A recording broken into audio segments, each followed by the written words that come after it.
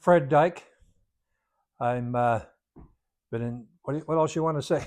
Just your name and it's okay to use. Okay. And, I guess to sum it up, I love it. I love it. It's the as a kid, I didn't excel in any sport, and when I started judo in September of 1968, I always wanted to do judo, and I had never seen it. I just liked the word. I was just impressed with the word.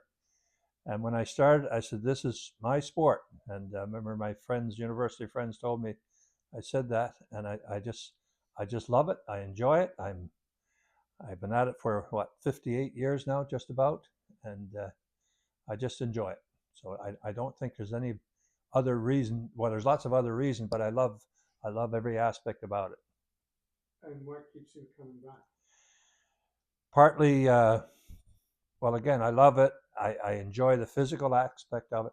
I enjoy the humility of judo. It's just it's almost like a culture that you when you get on the mat, everybody they're so kind to each other, they're so friendly to each other, they're so humble, and it's not it's an individual sport. I like that part of it.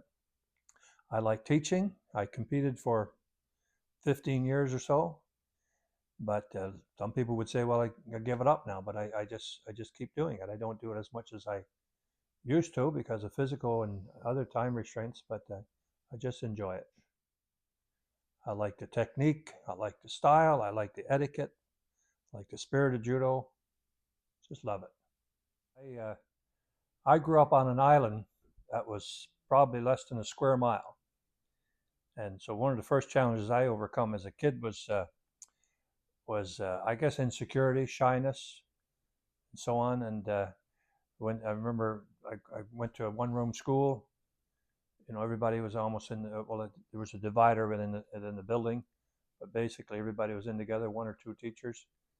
And then when I went to high school, that was a big hurdle in meeting new people, and went to university, went off to university. I was just turned 17, and I realized how shy I was and how backward I was.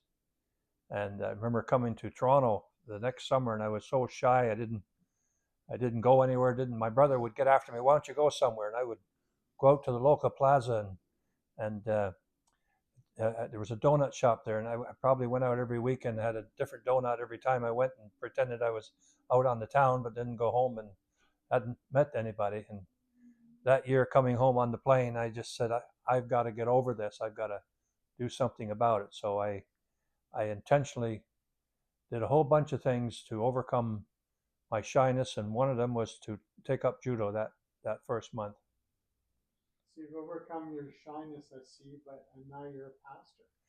Now I'm a pastor. There's a lot between starting judo and becoming a pastor. It's a long time, a lot of experiences. You've written a book about that. I've got 3 books out actually. And any of them about the transition from shy to pastor? I'm sorry, from transition from Shy to pastor? shy to pastor. Judo played a very big part in that, and in addition to my plan to overcome it, a lot of people just don't want to overcome it because they're too shy to overcome it. But I remember starting judo, and it gave me, even though I was terrible at it when I started and didn't know anything, but it gave me a confidence uh, physically that sort of projected in other areas. And I remember one of my jobs I was in the finance banking business for about 14 years, and judo to me at that time was my number one priority. So when I would be going to work, my biggest concern was would I get home nighttime enough to have my supper and go to judo and have a workout without puking my supper on the mat, kind of a thing. So I would. I remember my boss. He knew my boss was actually in judo and one of my students, and he said to me one day, he said, "Fred, if you put half the energy into your work as you do in judo, you'd be amazing." So I had no reason not to put the same energy in. So judo gave me confidence, and obviously physically, but it gave me lessons that I could apply in the rest of my life. So I remember my first tournament in Newfoundland. I had only been in it probably a year, and I was talking about my confidence. I had too much confidence at that time, and the guy, much older and 3 or 4 grades above me, I think I was an orange belt or a green belt.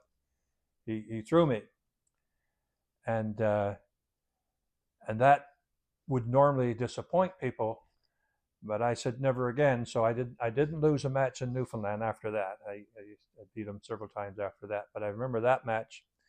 I also remember fighting in the Ontario Championships, Silver or Ontario Open in 1978, and I was fighting for first place, and I fought Mike Parrick. I don't know if you know Paric, Parrish, I think it's pronounced. And Mike was, I think, a fourth dan at the time. I was a second, and he was, I think, former Yugoslav champion. And I threw him in the first few seconds, got a good Wazari, and I shocked myself. But we fought. Then he got a Wazari, and we fought to a decision. But I always remember that match, what could have happened. But he was a great guy, and I respected him, and he was a good guy. But lots of other matches in my years and things you say to yourself, if only. But you always come away.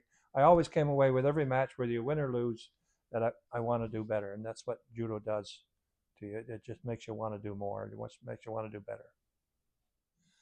I'm a 6th-degree black belt right now. I got my 6th dan on my birthday, September 7th, 2024.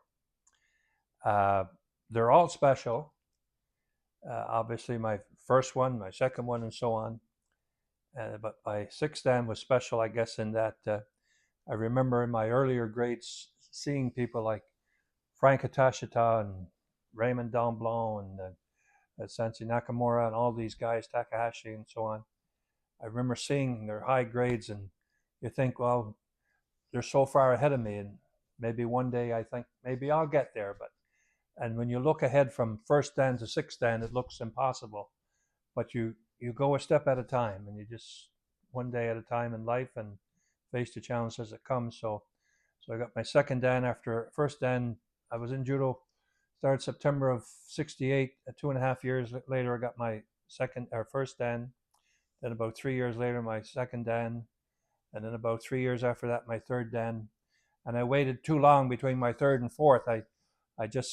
I thought, well, I'm not competing now, so I should have gone at it much later. I was about maybe, I think, from '83 to '96 before I went to my 4th, and I had all the points, and so then I got my 4th, and then 5th, and then I went a long time between 5 and 6. I think it was like 11 or 12 years, maybe more, and I had people encouraging me to do it, so I decided to go for it, and it was very special because now all of a sudden you're a different color belt, and it stands out, and I look at people in judo that are my grade or higher, and I look up to them, and they did far more than I did, but I guess I fulfilled the criteria and got it. But they were all special. That part about judo, you can measure it through your ranks, and you get it's rewarding. But I don't think if I ever got another belt after black belt, I don't think I would. I think I know I would still be at it. It just regardless of the belt, I just enjoy doing it. Well, you've brought the pastor up a couple of times now. I have an interesting background. At 45 years in business, and then at the age of 65, I became a pastor when most people retire. But all my life, I was involved with church and a good relationship with the Lord, and that changed in about. I just went to church quite often out of rote and routine. Always believed in God, but never really was passionate about it from the point of view of my work. But when I was about 1981 rather, a couple of things happened in my life that I took it more serious. So from 1981 up to now, I've been always involved very much in churches, even though I worked and very busy at work, but always on boards and committees and very much involved with church work and the Lord and so on.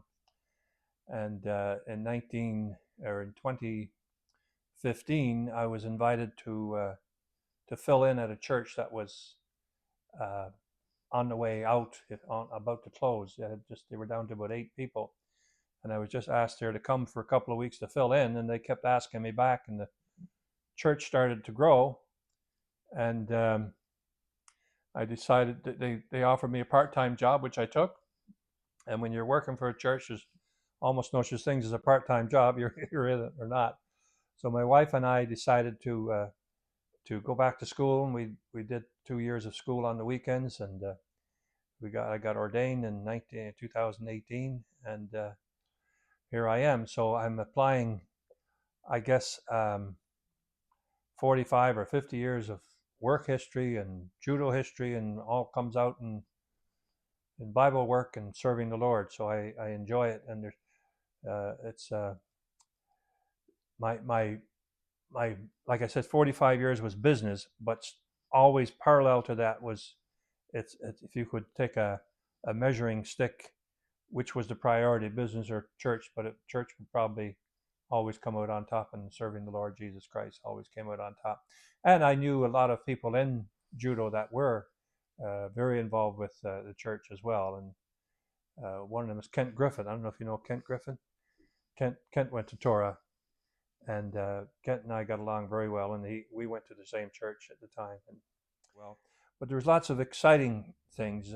I got to meet so many people.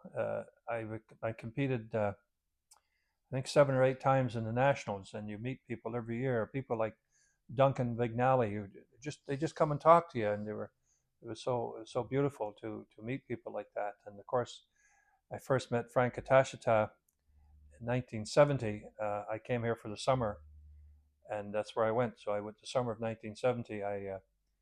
I spent at the Tashitas twice a week, and take all night to get from Downsview, several buses and subways downtown Toronto, and I'll never forget the first night.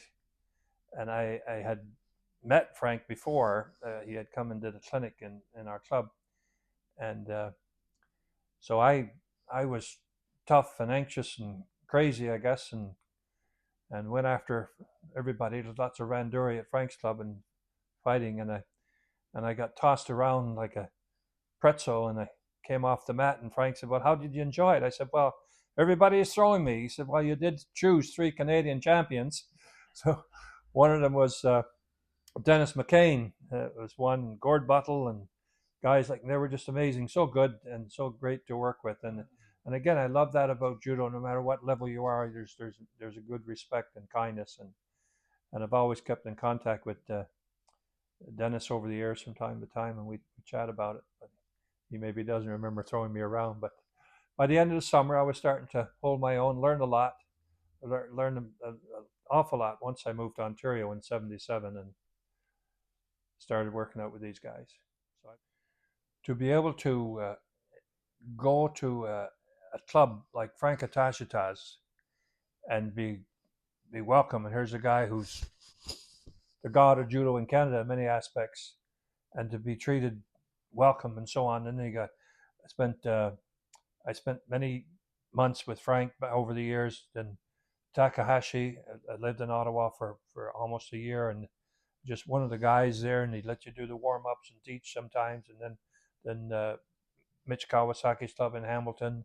So the list goes on to visit, these guys. It's just you're in awe of them, but at the same time you feel so at ease with them and comfortable with them. And so the many other people over the years that you meet on the mat in their suit, but then they got, like you said, another life that's and they're all successful in their various occupations, whatever they may be, and they're good guys. They like, I go to the reunion every year, and guys that you just know to see, they talk to you as if they know you, they've known you all your life, and it's so beautiful to be able to say that you've met these guys, like Wayne Erdman, for example. I've known Wayne for a while, and he's visited my club a few times. Just a great guy, all around guy. He's very involved in his church as well.